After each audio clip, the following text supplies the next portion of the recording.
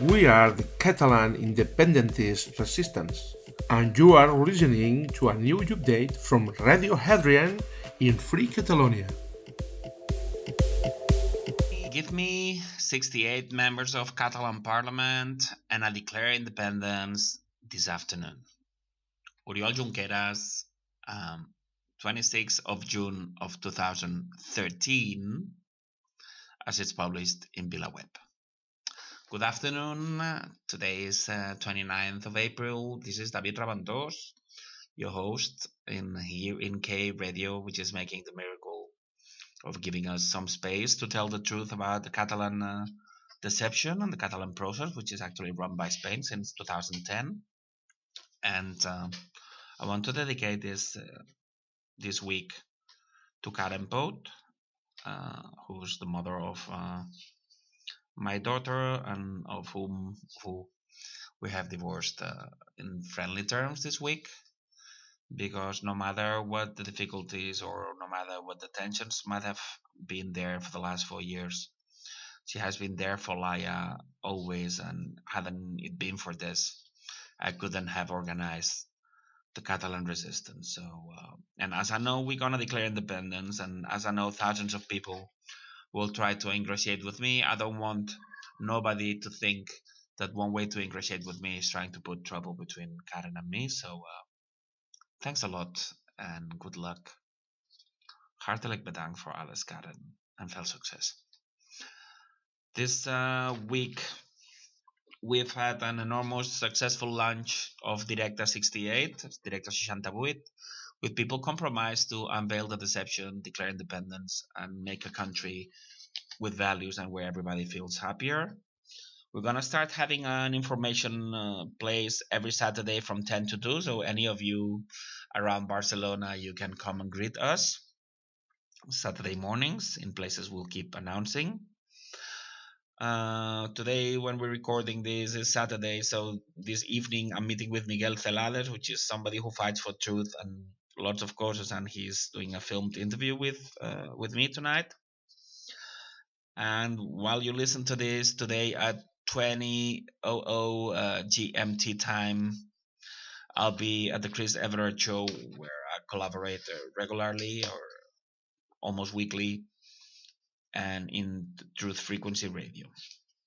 Well, it gets you thinking that nobody in Catalonia wants to talk with me or to talk about Directe 68 or the Catalan independent resistance or Radio Hadrian.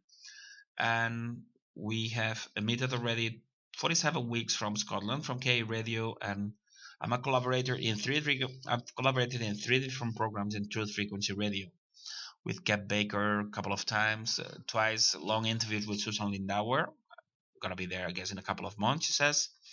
And almost weekly with Chris Everett, and in Spanish-speaking channels like Caja de Pandora, which is well respected, or with Antonio Muñoz in La Ventana Esmeralda, and today with Miguel Celades Rex. So it's interesting for everybody except for the country where it should be interesting. Well, it's a typical thing that happens in dictatorships, isn't it? Something you cannot talk inside, but somebody outside thinks it's interesting enough to give you a voice. You can communicate with us in info at directe68.cat if you want to communicate with us, and you can locate us in every social media. So here we are for you. This week I want to tell you about the shame that befalls everything in Spanish government, Spanish court, Spanish police, Spanish everything. That's one reason more we want to move away from this dictatorship called Spain.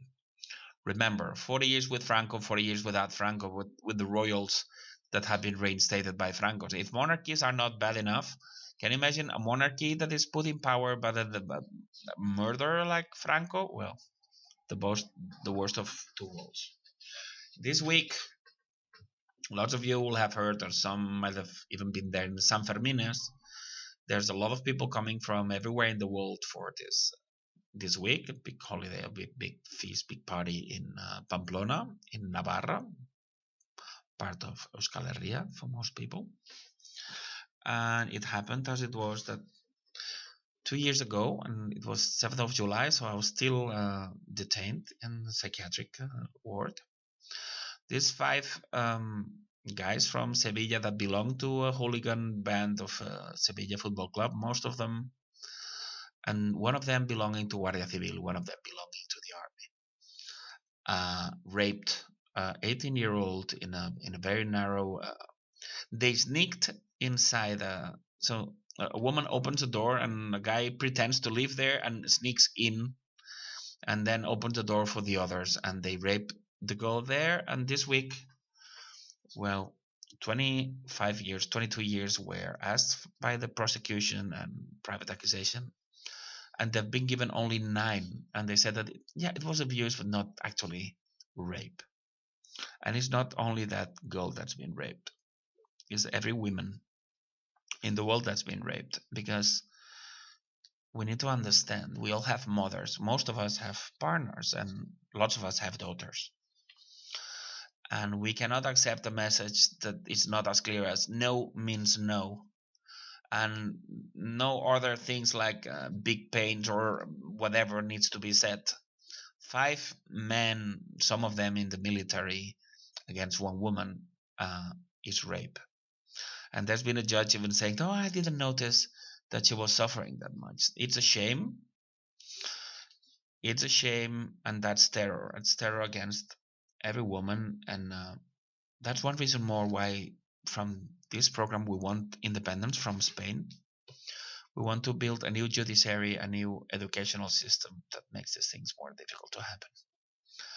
And if we find a way, we're going to be there for everybody living in this terrorist state, which is Spain. And they cannot find any justice because the main terrorists are the police, the judges, the politicians, and most journalists. So once we declare independence, we're going to be there if we can find the legal ways to do that for every Spaniard, every well-intentioned Spaniard whose rights are being massacred by criminal Spain. And that one of them is Guardia Civil, a corps that should have been disbanded after Franco died, because it has a nasty history. And there's another story linked to it, where 8 young kids also in Navarra, in Alsace, are being asked between 12 and 62 years what was supposed to be a bar fight, but now they're linking it to terrorism, because now everything is terrorism according to Spain. If you if you cut one road, if you go to vote, if they decide it to be, it's terrorism. That brings you to the worst times of feudal eras or something. It's like we're watching Braveheart again. It's kind of like disrespect for people, this totalitarian regime. And these kids are being treated for terrorism. What it seems to have been some words. And there's been some video produced this week where a guy that he says that he was almost dying, you could say, he appears there with a spotless white shirt in a video, and it's them that hit the Basque young people in Navarra. And it's a shame, and that's terror by any other name. So here we stand with these 8 people. Their families are very scared because, of course, when you fight a terrorist state like Spain is, it's very scary when that terrorist state is focused on your son, on your daughter. And here, and if there's somebody from them, only a few hundred people listen to this in Spanish. But if there's somebody from the families in Alsace and they want to have a voice here, of course they will. It's time to tell you about Federació Nacional d'Estudiants de Catalunya. It's something very central to understand what goes on in Catalonia, and I'll try not to make it too arcane because I can imagine these names that not all the times ring a bell. But I belong to, this was the pro-independence student union university. I was there several years. I worked like between 30 and 40 years for free voluntarily, and I reached the rank of vice president, which is not relevant. It's relevant in the case because Oriol Junqueras, the one that's vice president of Catalonia now, is supposed to be in prison and had the sentence that he lied to us 5 years ago, said give me 68. They've had 72 and they had 70 and they haven't declared, so they're liars. And that's what we call Directe 68. It has to do with that. once we have 68 and it's there in our name, so we cannot go backwards, we are going to do what Oriol Junqueras lied to us and didn't do. Because he's a mole, we've spoken about him. The first 5 chapters are relevant, and everybody, if they listen to these 5 chapters, to my part, they'll understand what goes on in Catalonia. So this Federació Nacional d'Estudiants de Catalunya has provided, well, I belong to it, but now I discovered that they are the egg of the snake. People run by this Joan Vives and Soler Vicens. His present wife is Anna Arquer, who's very active in Scotland, but she's a New World Order mole. The Assemblea Nacional Catalana, which is the main grassroots organization for independence, is run by the mole Elisenda Palousier, ex-girlfriend of the mole Joan Vives and Soler Vicens. The main person in the Catalan media is also linked with Joan Vives and Soler Vicens. Oriol Junqueras would put president of Esquerra because Joan Vives and Soler Vicens made it. Carles Puigdemont is president of Catalonia because Joan Vives made it happen. And everything and anything happening in Catalonia is because this mole, Joan Vives, ordered it. And now this week, we have this, another one to show, because we have 3 people coming from FNEC that are in prison, supposedly. They are in prison, but they're treated nicely, we know. Contrary to what they said, we know they're being treated over nicely, if you can say that. But I mean, we have spoken with public workers there that say that they're being treated like they were in a hotel, but it's transmitted contrary to that to the outside world. And now Catalan Parliament is trying to change the rules so Carles Puigdemont could be elected at a distance. And the Spanish Constitutional Court has ruled against it, as you would expect. But also the Consell de Garanties Estatutàries, which is a Catalan committee of jurists, has voted against this. And then we have Joan Vives, Anna Arquer, and Elisenda Palousier pushing heavily for Carles Puigdemont to be elected.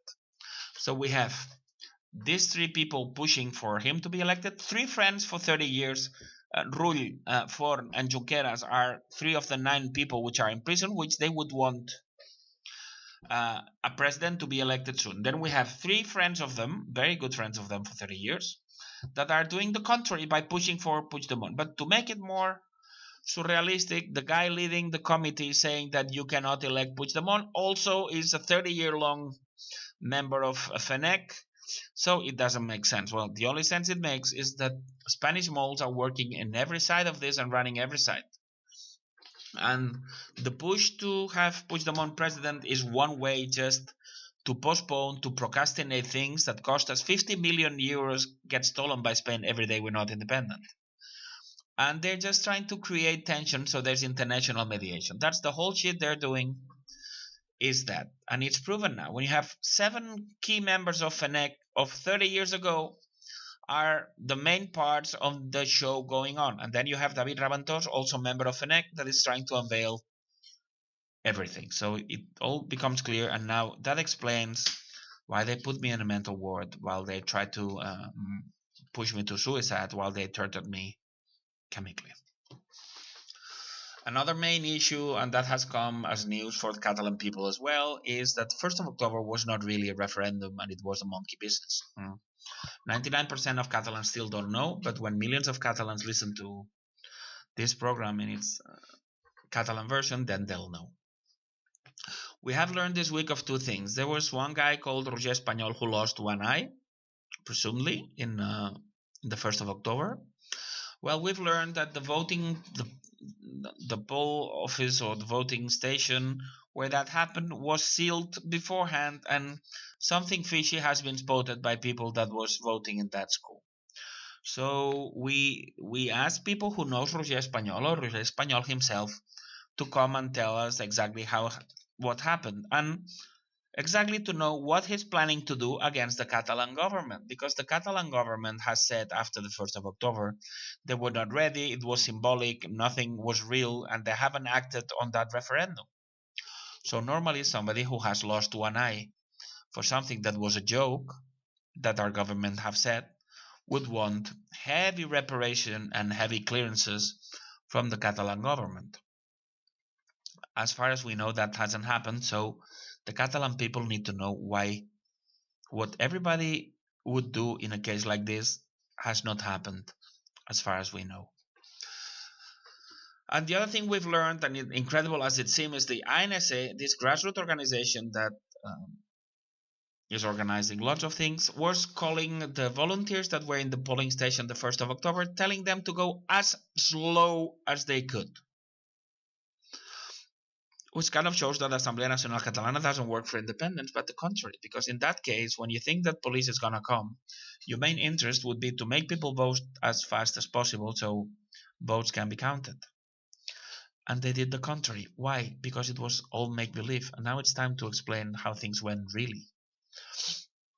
27th of September 2015, we gave a mandate for unilateral declaration of independence to the parliament. Then grassroots leader Muriel Casal says, she was a member of parliament, that the route plan goes as planned. It means no referendum. Then the same day she says that on television, she is run over by a bicycle in Barcelona, and 2 weeks in lots of weird circumstances she dies. Then accidentally a referendum, which is treason, appears. Then coincidentally, me, David Rabantor, start a hunger strike for UDA in Catalonia and Scotland, and I'm put away in a mental ward for 62 days and chemically tortured. The only person to mention that we were betrayed. And the one saying that there would be no referendum, one dead because of a bicycle, and the other put away in a mental ward. It looks something out of a dictatorship, isn't it? But not only that, 2 people collaborate with covering the murder of Muriel Casals and getting me in hospital. The same 2 collaborate in both things. One Christian Segura, the other Matthew Tree. The only person that both Karen and me knew, and that he's independentist, was the one in charge to go through my back and try to convince her I'm mad. And that's something that was necessary. It was part of the fact that I was put away later. And then they don't declare independence. They do violence on the 1st of October. 1st of October, which is the day of Franco. So it can only have been Spain that chose that day to do a referendum. Then they declare fakely independence twice. Then some of them give themselves into a so-called foreign court. They go there smiling, some of them, like Jordi Sánchez and Jordi Cuixart. Some others run away, and then they start saying they were not ready, we're not enough, it would have been violent. So it's all a farce. And there was a memorandum telling people that the 1st of October they shouldn't have flags and they should queue in silence. It all was a film. They needed to stage violence. There were cameras ready where violence happened, so later they could make a documentary. All was staged.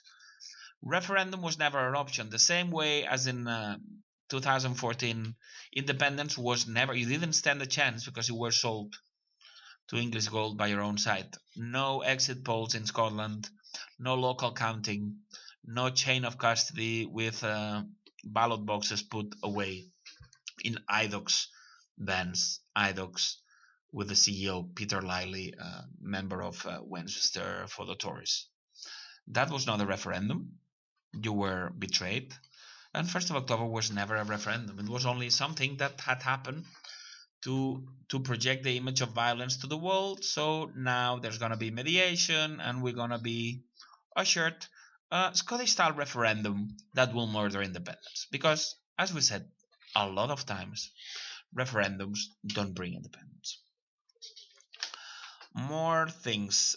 It's been 6 months this week about the fake Declaration of Independence of the 2027 of October. And, well, we've said it before. Nothing has happened. It's all a joke. Another thing that happened this week is Ana Gabriel, leader of CUP, this tiny party for independence, and she ran away to Switzerland recently. For those of you knowing, she represents an anti-capitalistic party with ties with Maduro in Venezuela. So we already explained how this party, the whole process, and she in particular, she mocked me. She organized a fake assembly that ushered in the Spanish mole Carles Puigdemont as president. And she's part of the 2 fake declarations of independence of 10th and 27th of October. So she is worse for independence than the guys hitting with truncheons or than Rajoy himself. She's a traitor. She works for Spain. And then when she has to run away, the anti-capitalistic person goes to Switzerland. It beggars belief. And now she's begging for money because she says she's living in hardship. And they've organized a concert where people who's going to pay between 25 and 30 euros to fill in her pockets. The pockets, you might as well be giving money to the Spanish Ministry of Interior so they can buy truncheons with it, because that's what Ana Gabriel means. In another, as we said in the beginning, we do these conferences. Some of you has some good understanding of Catalan and happens to be in Barcelona Thursday the 3rd of May at 7:30. We're doing a conference explaining why I decided to put myself in hunger strike for unilateral declaration of independence, both in Scotland and Catalonia. At that point, I was suffering threats. My communications were interfered, and I had found that everything I believed in was a lie. So, considering we live in a mock democracy, I thought that I could push them to the limit by doing a hunger strike. Because as far as I entered day 50 or 60, I would be on the edge of having severe damage. And then they would have to give me access to media. And if I have access to media, the moment everybody in Catalonia hears what I have to say, the system will collapse, because millions of people know things that show that we are run by traitors, but we don't have any media, police, political party, or grassroots organization, or social media practically they can come the information with. So that's why Spain, with the knowledge of Puigdemont, Junqueras, all the ones that are in prison knew and collaborated with me, being kidnapped by Spain and tortured by Spain for 62 days. After that, I came out almost a vegetable. Hadn't it been for Delia, I couldn't have resisted while I was in the hospital. I couldn't have resisted the 3 months I was in. So no matter what life holds for her and me personally, I'll always be in debt for those days. Without her, I couldn't have managed. So then we're gonna meet people listening to this program and to comment not only before and after, and to explain how Spain didn't manage to break us, and how now we have a party, a radio program. We're gonna have a digital newspaper. There's a book we are making, and there's a documentary. It's gonna be called The Lie, to explain all those things. And we urge anybody who can dedicate time to help us, or somebody can use some finances, because everything is difficult for us. I want to sue the hospital, and I want to sue people that have tarnished my name saying I'm a cocaine addict, and I would like to be supported to be able to do this. There's been lots of things, but they are of minor importance to the world at large. I want to give one example of showing how FC Barcelona is working against FC Barcelona, and as well against Catalonia. Barcelona has been news this week because Andrés Iniesta is quitting Barca after 20 years or something. And also Barca won last week the cup final. And there was a program in Barca official television, FC Barcelona official television, where there was a supporter, which is not very common, but in Spain it happens, wearing a Spanish flag and a Barca t-shirt. And she urged the guy to take the Spanish flag away, but there happens to be a film on that. And there's been a big controversy in Spain. Why you cannot have a Spanish flag and blah and blah. But the important thing here is this guy was not of a special relevance. He was a nobody, or nobody is special. And the question is, why should he be chosen when you could choose any thousands of people without the flag? So it was done on purpose. So FC Barcelona television is working against FC Barcelona, and the same way as the president of FC Barcelona was ushered in after the previous president, Sandro Rosell, was threatened by Spanish secret services. They shut his door, they threatened his father, they threatened his daughters. And that, funny as it is, a clear case of false flag, isn't it? It's putting a flag there just to create polemic, just to create controversy against your own side. Nothing is what it seems. Only the truth will set us free. Directe 68, La Resistència Independentista Catalana, and Radio Hadrian are the only axis of truth and is the only hope for Catalan independence. First, we take Catalonia, and then we're gonna join you and help Scotland to recover the path to independence. SNP referendums and the usual thing don't bring independence. Only UDI will set you free. Once we uncover the deception in Catalonia, then you look in your own cupboard and you're gonna find lots of skeletons, though some are alive and kicking by the names of Nicola Sturgeon, Alex Salmon, Angus Brendan McNeil, Shona McAlpine, Stephen Noon, and so on. We are winning. We're gonna win this. Visca Catalunya lliure! This has been another update from the Catalan independentist resistance from Radio Hadrian. Remember that you can follow us on social media, either on Facebook, YouTube, our Twitter account, Instagram, Google, Telegram, and also on iVoox.